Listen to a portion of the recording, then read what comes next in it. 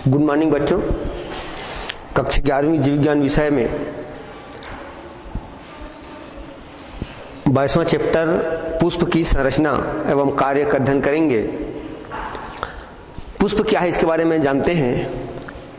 पुष्प आप सब लोग देखे हो, विभिन्न प्रकार के पुष्प देखे हो, अलग अलग रंग के पुष्प देखे हो।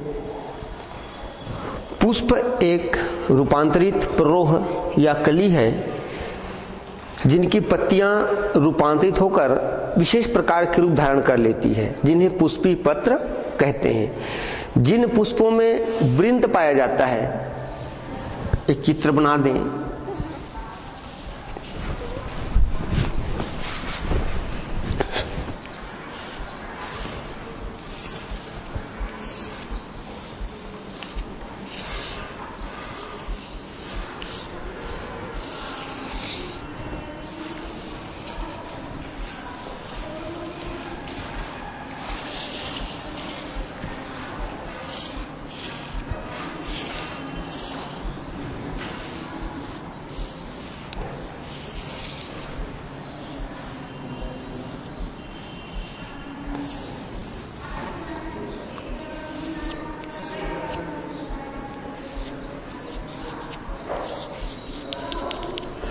एक प्रारूपिक पुष्प है, चित्र रूप में देखें तो जिन पुष्पों में इस प्रकार से एक वृंत पाया जाता है जो पौधे के शाखा या तना से लगा होता है, इसको बोलते हैं पुष्प वृंत।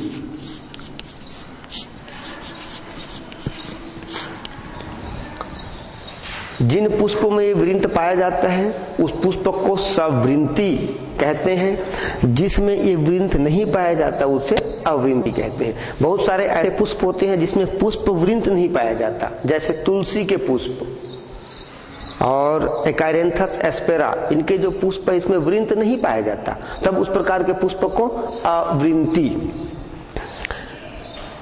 एक फूला हुआ भाग होता है डिस्क के समान संरचना या प्याले के समान संरचना, जहां से सभी पुष्पी पत्र निकलते हैं, इस भाग को पुष्पासन कहते हैं। पुष्पासन, जहां सभी पुष्पी पत्र निकलते हैं। देखिए सभी पुष्पी पत्र यहीं से निकल रहे हैं, ये पुष्पासन हुआ। इस प्रकार पुष्प की एक परिभाषा दिया गया है कि पुष्प एक रूपांतरित प्ररोह या कली है जो तने या शाखाओं के शीर्ष पर या पत्ती के अक्ष पर उत्पन्न होकर प्रजनन का कार्य करता है तथा फल एवं बीज का निर्माण करता है। फिर इसको एक रूपांतरित प्ररोह, प्ररोह का मतलब तना। देखो तना के कई नाम हैं, जैसे हम सामान्य में तना बोलते हैं, फिर प्ररोह बोलते हैं, तो रूपांतरित प्ररोह या तना मानते हैं पुष्प को। इसके कुछ प्रमाण हैं। को रूपांतरित प्ररोह या तना क्यों कहते, इसके प्रमाण में दिया गया है। जीव शास्त्रियों ने जितने भी अध्ययन किए होंगे, बॉटनिस्ट ने बताया कि जो थैलेमस होता है, पुष्पासन होता है, इस पर नोड और इंटर नोड जो आपस में एक दूसरे के पास पास स्थित होते हैं, और जितने भी पुष्पी पत्र यहाँ से निकलते हैं, इसमें 4 प्रकार के पुष्पी पत्र निकलते हैं। एक बाह्य दल, दूसरा दल, फिर पुमंग और जायांग। ये सभी पुष्पी पत्र पत्तियों के ही रूपांतरण होते हैं। ये पत्ती के रूपांतरण है जो वास्तव में कुछ विशेष कार्यों के लिए रूपांतरित हुए रहते हैं। कुछ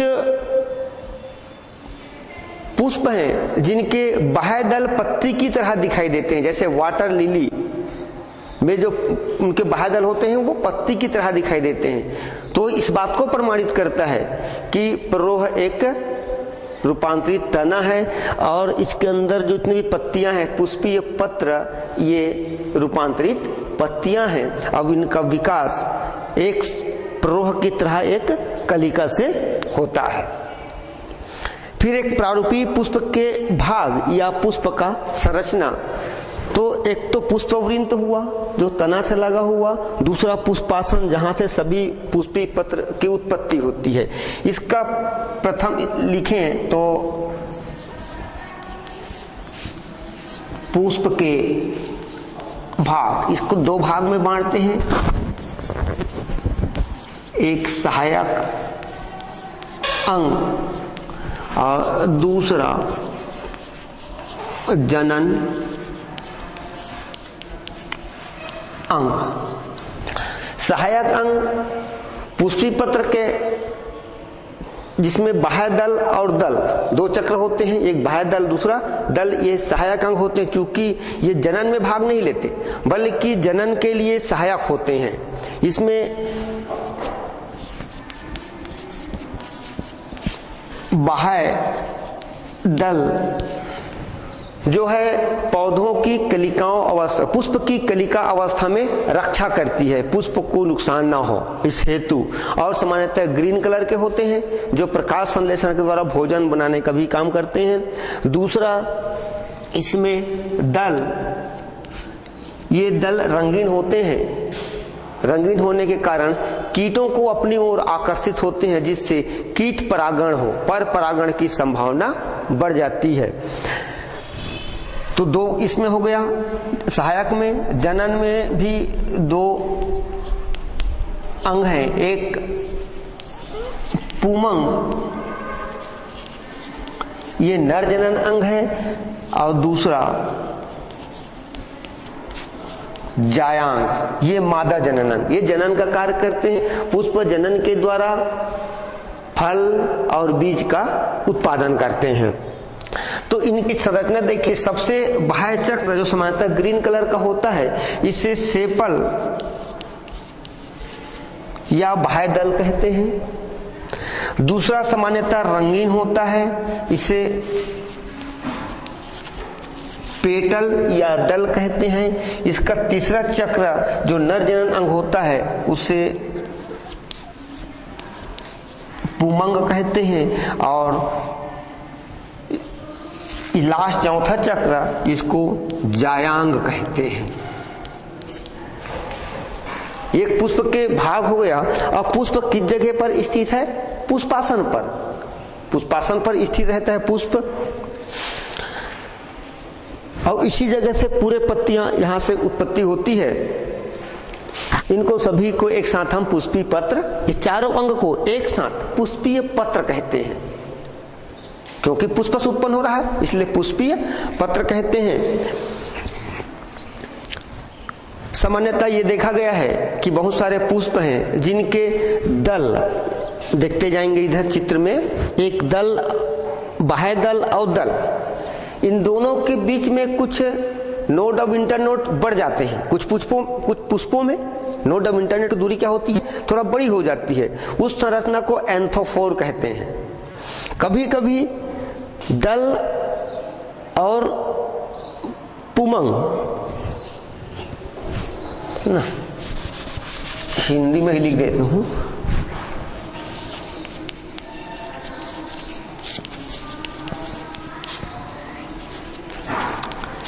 कभी कभी दल और पुमंग के बीच भी पुष्पासन बड़ा हो जाता है, तब उस संरचना को एंड्रोफोर कहते हैं। कुछ पुष्पों में होता है एंड्रोफोर। कभी कभी पुमंग और जायांग के बीच पुष्पासन बड़ा हो जाता है, उसको गाइनोफोर कहते हैं।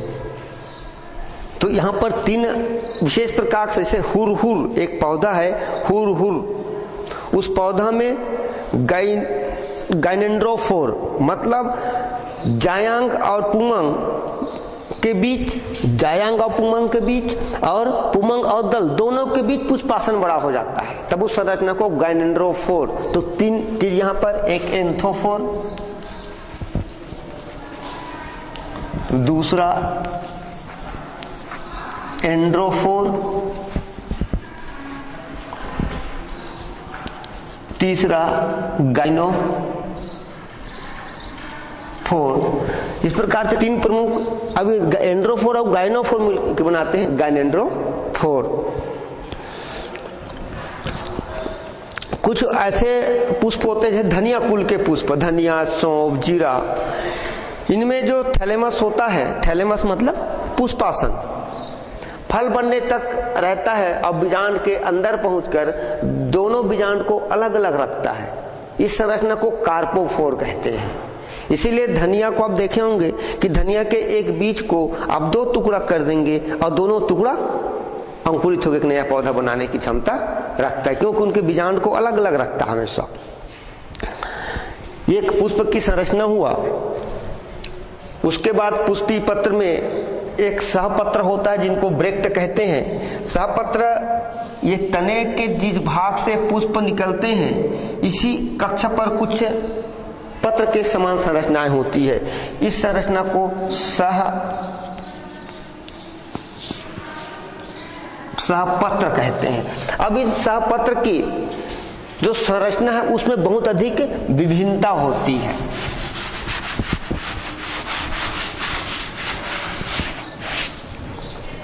जैसे एक सहपत्र होगा,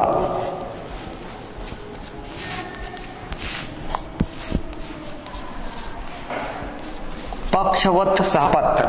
पक्षवत सहपत्र मतलब सहपत्र पत्ती का रूप धारण कर लेते हैं, पत्ती के समान बड़ा होता है, उसे पक्षवत सहपत्र कहते हैं।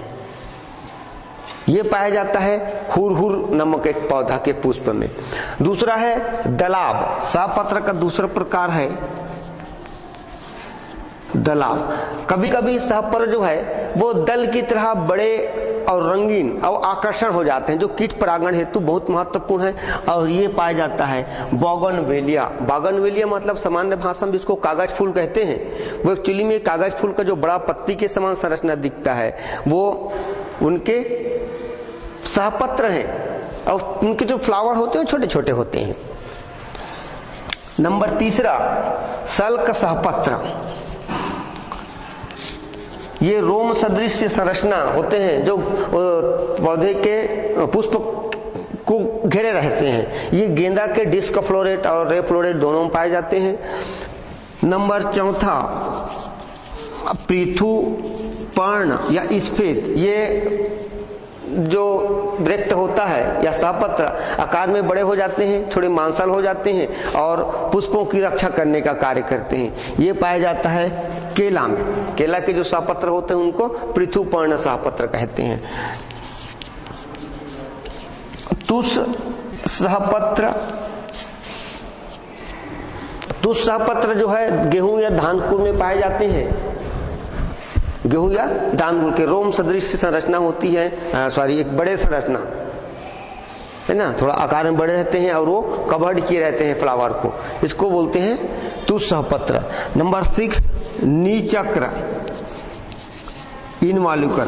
जब सहपत्र पूरे पुष्प को या पूरे पुष्प क्रम को घेरे रहते हैं तो इस प्रकार के सहपत्र को नीचक्र कहते हैं। ये गेंदा कुल के पुष्प में पाया जाता है। ये सहपत्र के प्रकार हो गया। सहपत्र के प्रकार के बाद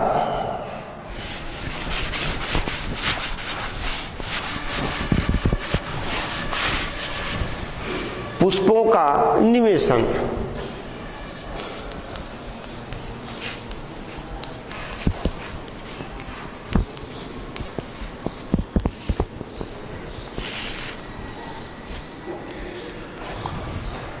पुष्पों का निवेशन में देखें तो 3 प्रकार का निवेशन होता है पुष्पों में।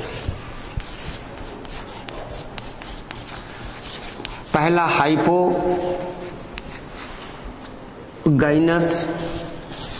दूसरा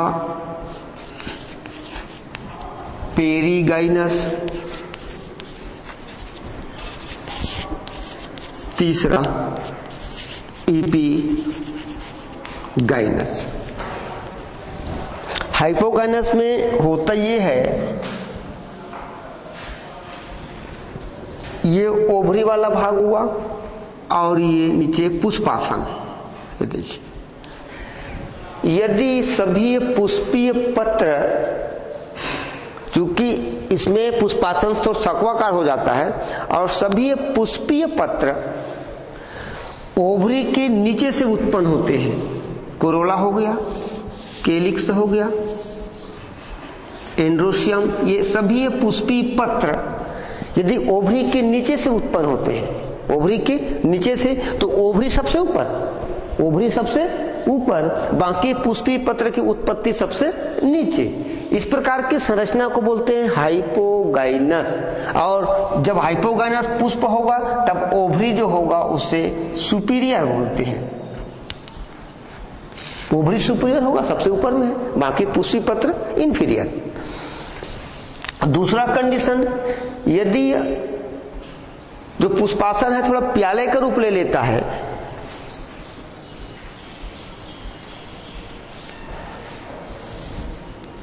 ये ओवरी और पुष्पी पत्र की उत्पत्ति ये ओवरी के समानांतर होता है। तो इस प्रकार की जो उत्पत्ति होता है, उस टाइप वाले ओवरी जो होंगे उनको हाफ इंफीरियर और हाफ सुपीरियर ओवरी कहेंगे। तीसरा प्रकार का विन्यास होगा, उसमें ओवरी सबसे नीचे और इसके बाकी पुष्पीय पत्र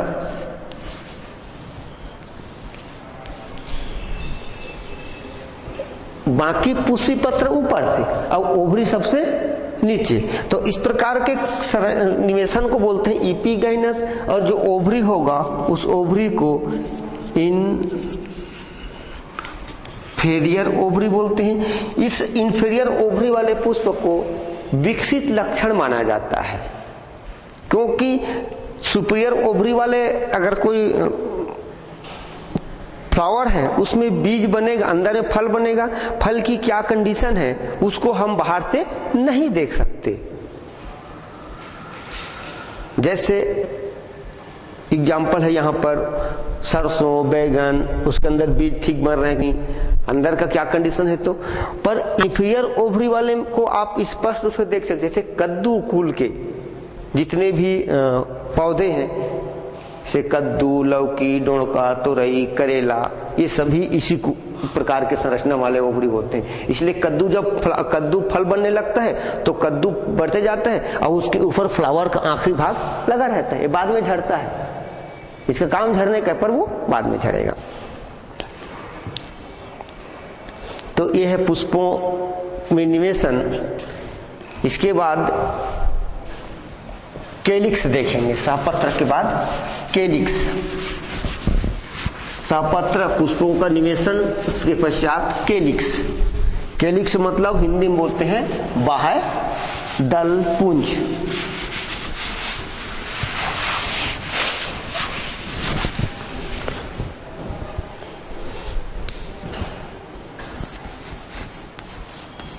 केलिक्स बाह्य दल पुंज। केलिक्स पुष्प के पुष्पी पत्र का प्रथम चक्र, जो सामान्यतः हरे रंग के होते हैं, पुष्प की कलिका अवस्था में रक्षा करते हैं। हरे रंग के होने के कारण उसमें क्लोरोफिल पाए जाते हैं और प्रकाश संश्लेषण का कार्य भी करते हैं। अभी जो केलिक्स होता है,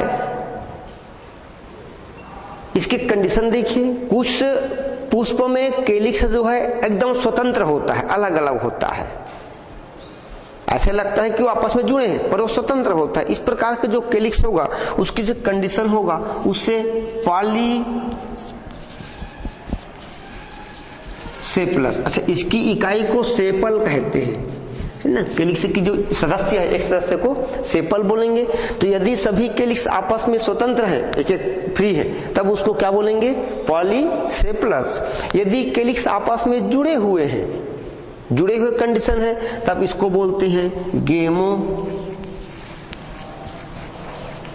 सेपलस। गेमो सेपलस कंडीशन।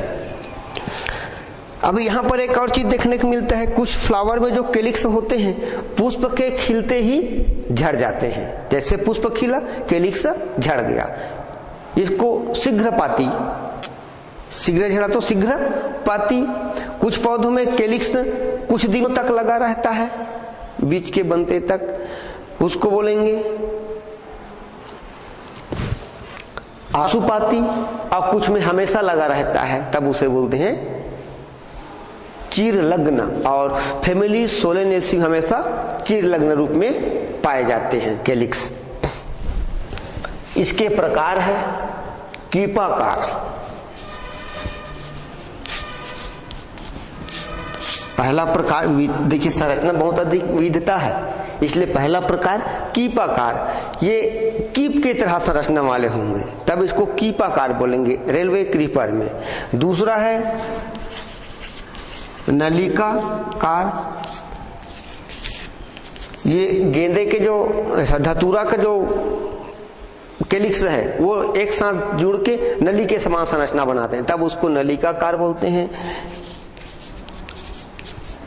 कलशाकार, कलश की तरह संरचना बनाते हैं, कलशाकार कराते हैं। सुरा, खुरी और अजवाइन में इस प्रकार की संरचना होता है। नंबर 4 घंटाकार, घंटी की तरह संरचना बनाते हैं, तब उसको घंटाकार बोलते हैं पिटूनिया एल्बम में। 5वां है द्विओष्ठी,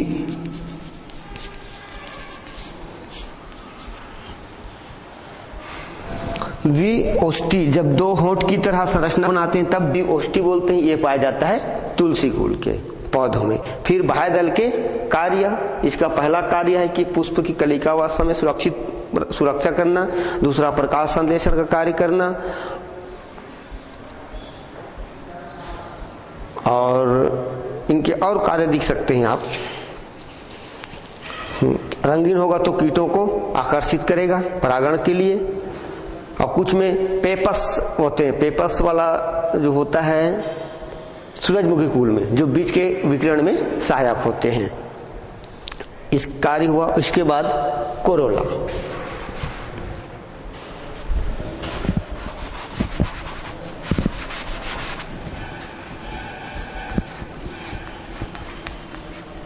कैलिक्स के बाद कोरोला।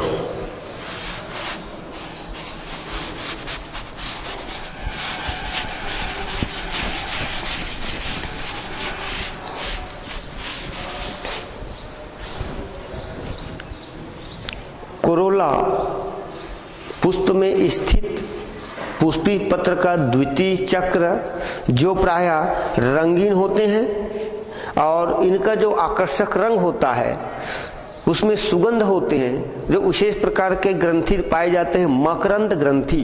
उस मकरंद ग्रंथि में एक प्रकार का विशेष प्रकार के पदार्थ बनते हैं जिसके मकरंद कहते हैं। उसी मकरंद को कीट ग्रहण करने के लिए जब आते हैं तो कीट परागण होता है, जिससे पर परागण की संभावनाएं बढ़ जाती है, जिसके फलस्वरूप नए गुण वाले पादप विकसित होते हैं और मधुमक्खियां उसी मकरंद को कलेक्ट करके मधुरस का निर्माण करते हैं।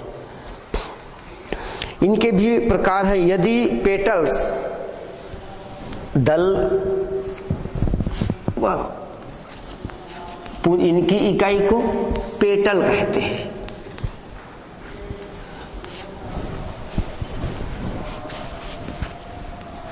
पेटल है ना, एक दल।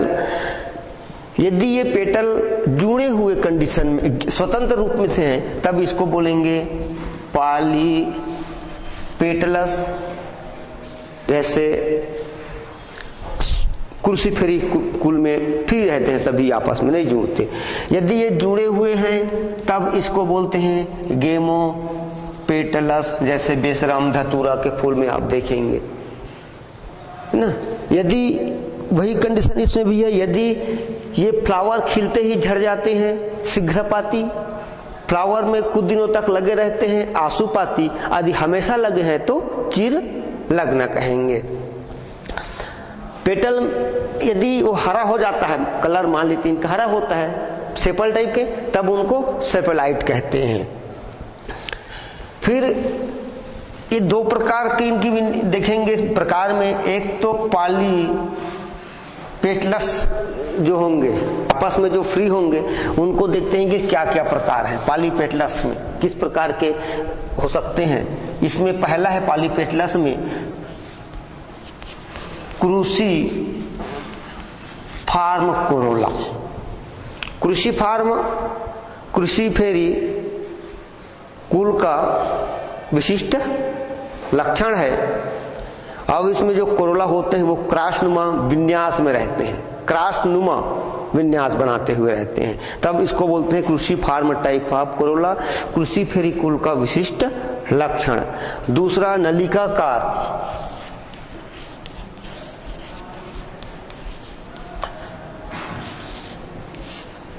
सॉरी कैरियोफिलेसी, नलिकाकार नहीं होगा, कैरियोफाइलेसिस,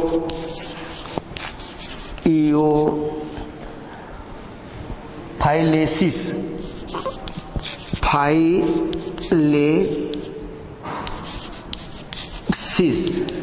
इसमें नखर युक्त कैलिक्स आपस में एक दूसरे के समकोण पर स्थित होते हैं और ये कैरियोफिलेसी कुल के विशिष्ट लक्षण, एक फैमिली है कैरियोफिलेसी, उस कुल के विशिष्ट लक्षण है।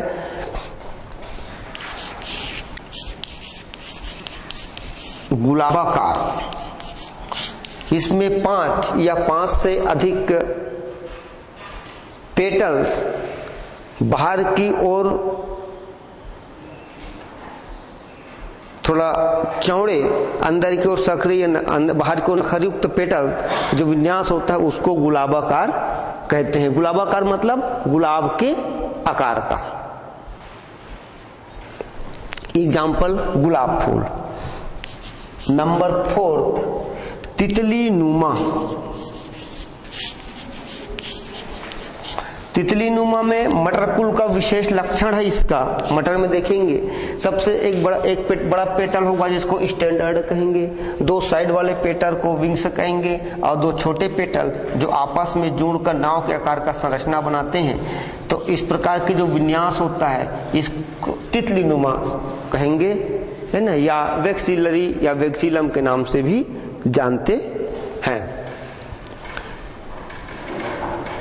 ये सब लिख लेंगे आप।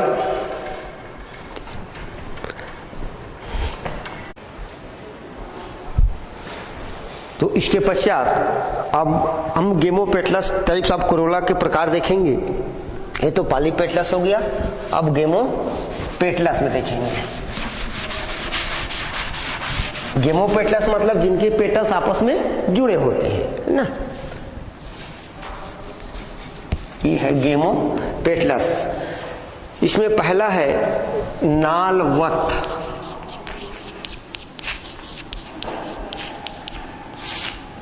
सूरजमुखी के डिस्क फ्लोरेट में जो पेटल्स होते हैं आपस में जुड़ के एक नली के समान संरचना बनाते हैं, तब उसे नालवत दलपुंज कहेंगे। दूसरा प्रकार है इसमें घंटाकार।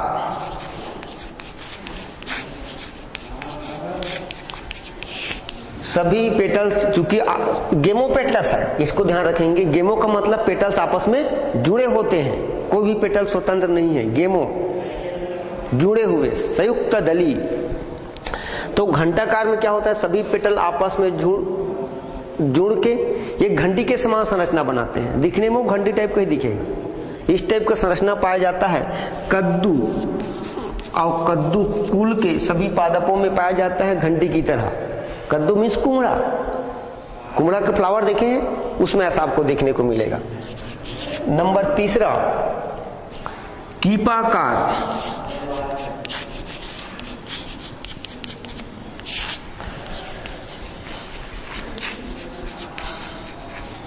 कीपाकार मतलब कीप की तरह संरचना बनाते हैं, तब उसको बोलेंगे कीपाकार। ये पाया जाएगा धतूरा। आप धतूरा का या बेशरम का फ्लावर देखे हैं तो उसमें दिखेंगे कीपाकार। कीप मतलब फनल की तरह संरचना बनाएंगे। चक्राकार।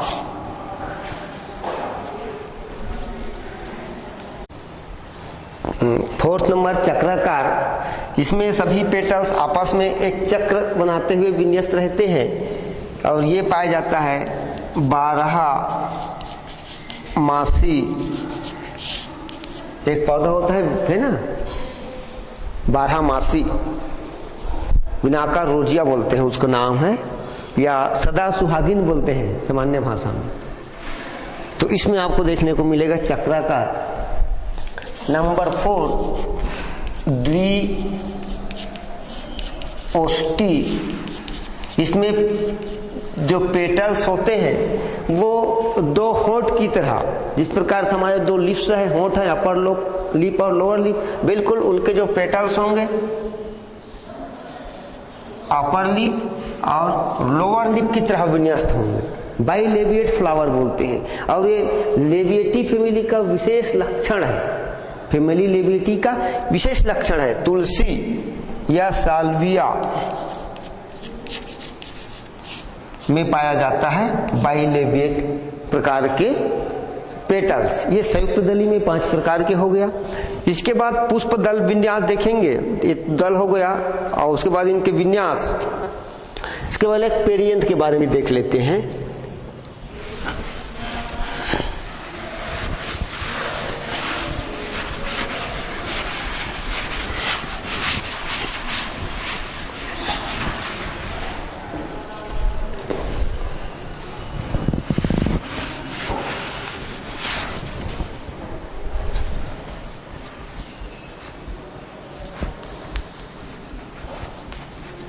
पेरियंथ या इसको बोलेंगे परिदल पुंज।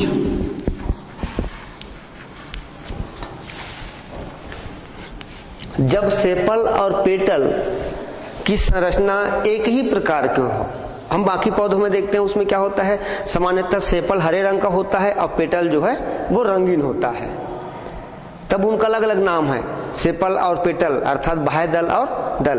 पर कभी कभी सेपल और पेटल जिनकी रंग रूप आकार जब एक ही बराबर हो तब उस प्रकार के संरचना को बोलते हैं परिदल पुंज या पेरिएंथ कहते हैं। यदि इनकी इकाई को देखें तो इनकी इकाई को टेपल के नाम से जानते हैं, टेपल। यदि ये आपस में जुड़े हुए हैं तो पॉलीटेपलस, ये स्वतंत्र है तो पॉली टेपलस। यदि सभी टेपल्स आपस में जुड़े हैं तो फाइलस लिखेंगे, गेमोफाइलस और पॉलीफाइलस, पॉलीफाइलस और गेमोफाइलस इसका नाम दिया। देखिए थोड़ा सा परिवर्तित हुआ, पॉलीफाइलस और गेमोफाइलस। यदि जब ये हरे रंग के होंगे, मान लेते हैं कि हरे रंग के हो, पेरियंथ किस प्रकार के हो, हरे रंग के हो अर्थात सेपल की तरह हो, तब उसको सेपेलाइड। यदि वो रंगीन हो तब उनको बोलते हैं पेटेलाइड।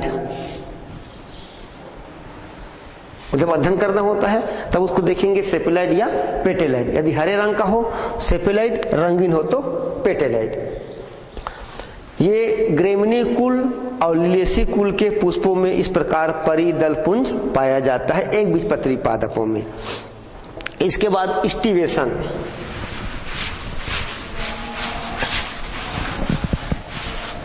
स्टिवेशन मतलब पुष्पदल विन्यास।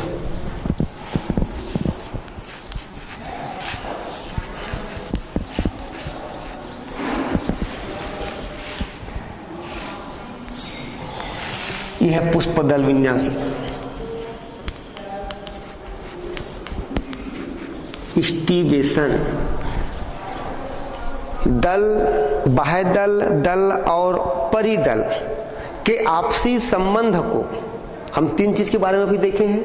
एक क्या चीज देखें, सेपल, दूसरा पेटल और टेपल।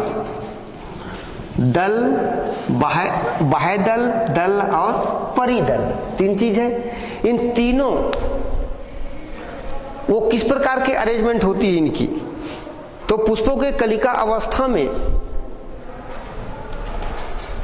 बाह्य दल, दल और परिदल के जो विन्यास होता है उसे पुष्पदल विन्यास कहते हैं। इसमें पहला प्रकार है कोर स्पर्शी।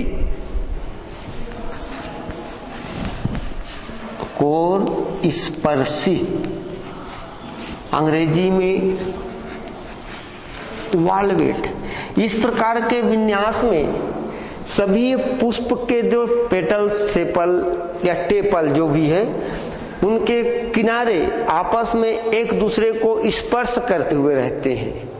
ये सामान्यतः गेमोपेटलस फ्लावर में पाया जाता है।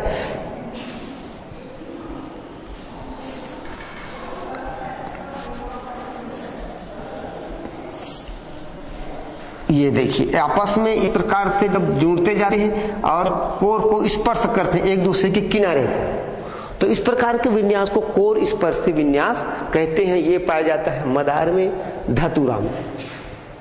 ठीक, इसमें दूसरा है वाल्वेट के बाद व्यावर्तित।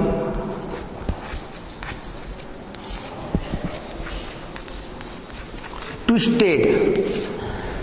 इस प्रकार के विन्यास में एक पेटल एक किनारे से दूसरे पेटल को दबाता है। अब वो क्रमशः एक एक किनारे को दबाते हुए आगे बढ़ते हैं। जैसे चित्र में देखिए, एक पेटल ये दूसरे पेटल के किनारे को दबाया, अब ये दूसरे पेटल के किनारे को दबाया, ये तीसरे पेटल के किनारे को दबाया और एक किनारे स्वतंत्र। देखिए इसका एक किनारे ऐसे दबाते हुए आगे बढ़ते रहे। इस प्रकार का जो विन्यास होता है, इस विन्यास को बोलते हैं व्यावर्तित या ट्विस्टेड। गुड़हल, कपास, भिंडी और खट्टा भाजी, पटसन, जूट, ये सभी पौधे में इस प्रकार का विन्यास आपको देखने को मिलेगा। नंबर 3,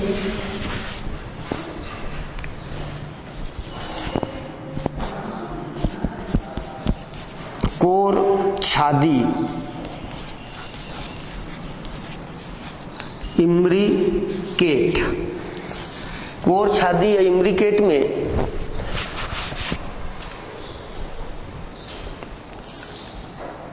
ये एक पेटल है जो पूर्णतः अंदर की ओर रहेगा, है ना, और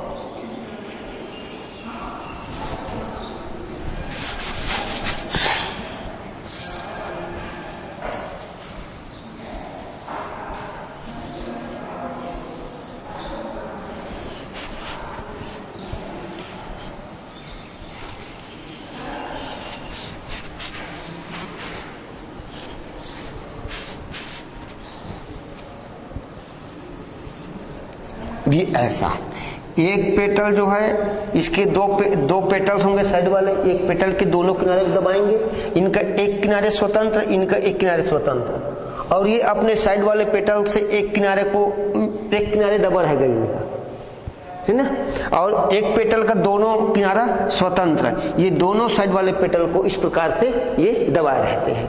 ये इनका अरेंजमेंट होता है।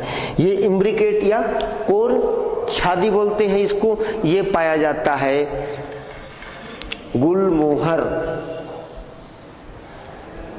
में पाया जाएगा, अमलतास में इस प्रकार के विन्यास पाया जाता है। फिर एक है नंबर 4,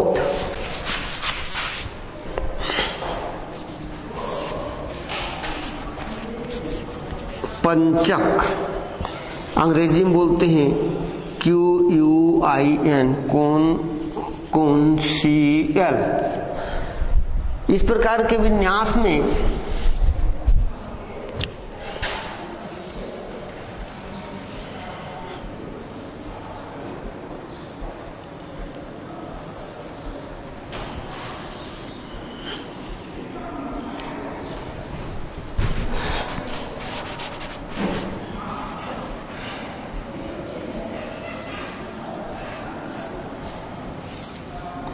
एक पेटल और ये एक पेटल, दो पेटल देखिए पूर्णतः बाहर की ओर स्वतंत्र है, किसी से नहीं दबा है, ये और ये।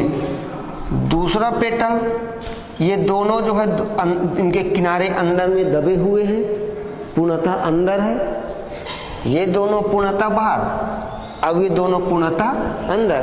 और एक पेटल एक किनारे से स्वयं दबा है और दूसरे किनारे से दूसरे पेटल को दबाए हुए हैं। इस प्रकार के जो विन्यास होता है उसको पंचक या कुनकुंसियल कहते हैं। अर्थात दो बाहर दो अंदर और एक एकांतर क्रम में व्यवस्थित होते हैं। कुनकुंसियल ये पाया जाता है लौकी, अमरूद के फ्लावर आप देखेंगे तो उसमें दिखेगा, और बेशरम में भी होता है। नंबर 5 ध्वजक, ध्वजक, इसको वैक्सीलरी भी कहते हैं। इसमें वो तो ये है, एक बड़ा पेटल होता है जिसे स्टैंडर्ड कहते हैं, यह ध्वजक, यही इसी के नाम से दिया गया। दो साइड वाले जो पेटल होते हैं इनको बड़ा पेटल दबा के रखता है, इसको स्टैंडर्ड के नाम से जानते हैं।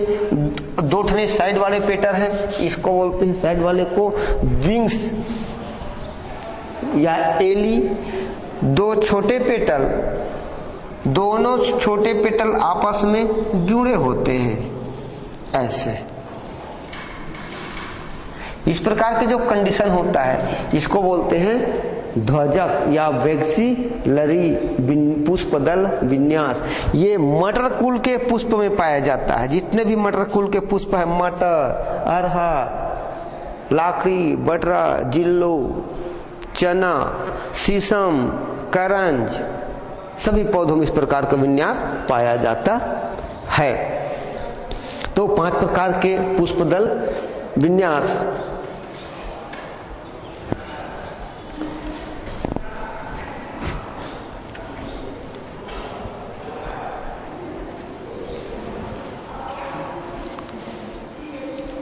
इसमें ज्यादा ही इंपॉर्टेंस ये है ना। इसका एक जस्ट अपोजिट मैंने अभी थोड़ी देर पहले क्या बताया था, कोर छादी, ये इसके अपोजिट है थोड़ा सा।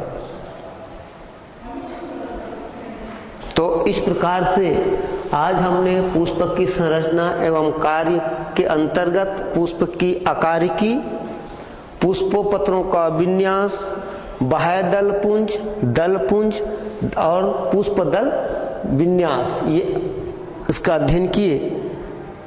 धन्यवाद।